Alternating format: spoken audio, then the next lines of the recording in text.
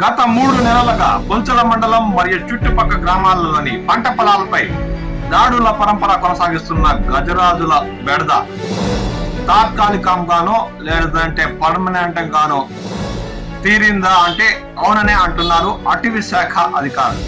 ఈ వార్త స్థానిక రైతులకు శుభవార్త అని చెప్పాలి. ఎందుకంటే గత 3 నెలలుగా వీరోచితంగా ఎక్కడ పడితే అక్కడ, ఇక్కడ మునిగి అక్కడ తేలుతూ రైతులను తిప్పలు పెడుతూ కష్ట నష్టాలు పాలు చేస్తున్న గజరాజుల గుంపును శనివారం అర్ధరాత్రి గంటవారిపల్లి పరిసర ప్రాంతాల మీదుగా చీకల్ చేను మరియు మారుతిపల్లి పరిసర ప్రాంతాల్లోని పెద్దపరపల్లి అటవీ ప్రాంతాల్లోకి తరిమేసినట్లు అటవీ శాఖ అధికారులు తెలిపారు.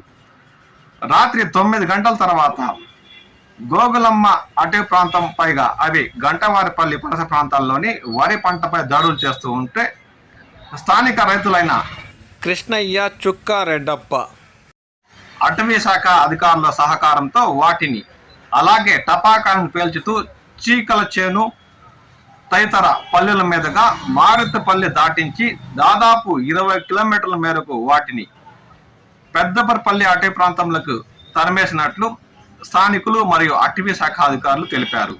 ఇవి తాత్కాలికంగా అయినా కొద్ది రోజులైన పుల్చల మండలం మరియు చుట్టుపక్కల గ్రామాల రైతులకు కాస్త విరామం ఇచ్చినట్టే అవుతుంది. లేదంటే గత 3 నెలలుగా కంటి మీద కునుకు లేకుండా చేస్తున్న గజరాజుల గుంపును స్థానికుల సహకారంతో అటవీ శాఖ అధికారులు పెద్దపరపల్లి అటవీ ప్రాంతానికి తరిమేశారు. అవి అలాగే పలన్మేర సమీపంలోని మొగిలి ఘాటు మీదుగా రామకుప్పం, నన్యాల అటవీ ప్రాంతానికి వెళ్ళిపోతే స్థానిక రైతులకు ఈ ఏనుగుల సమస్య పర్మనెంట్ గా తీరినట్టే అవుతుంది. భగవంతుడి మీద భారం వేస్తూ రైతులు గజరాజుల సమస్య తీరినందుకు ఆనందం వ్యక్తం చేస్తున్నారు. ఇది పర్మనెంటో లేదంటే తాత్కాలికమో కానీ వారి ముఖాల్లో కాస్తైనా చిరునవ్వు అందించే విషయమే ఇది నేను అనుకుంటున్నాను. మీకు ఏదైనా సమాచారం పుల్చల మండలం మరియు చుట్టుపక్కల గ్రామాల్లో తెలిస్తే మేము కింద ఇచ్చే ఫోన్ నెంబర్కి తెలపండి. నలుగురికి మనం కూడా వార్త పంచిన వాళ్ళం అవుతాం. రైతుల ముఖాల్లో ఆనందాన్ని ఇచ్చే వార్త మీకు చెప్పినందుకు నాకు చాలా సంతోషంగా ఉంది.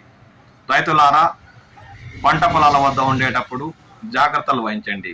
ఏనుగులే కాదు, ఎటువంటి సమస్యలైనా ఎదురవ్వచ్చు. తస్మాత్ జాగ్రత్త.